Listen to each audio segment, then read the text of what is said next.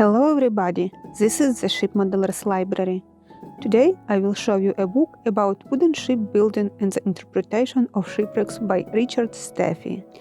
This book is a guide of the study of the most marvelous structures ever built by humankind, wooden ships and boats. It is intended for nautical archaeologists and for anyone charged with documenting and interpreting the remains of wrecked or abandoned vessels. It will also be of value for historians, authors, model builders, and others interested in the design and construction of wooden watercraft of the past.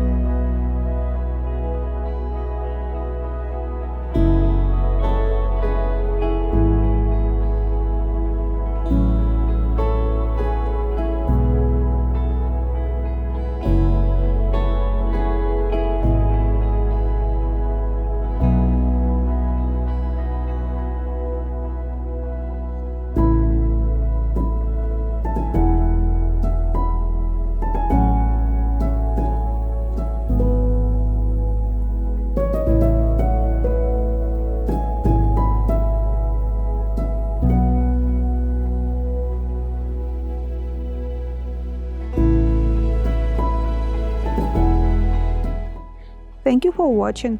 Let me know in the comments section below which book would you like to flip through in the next edition.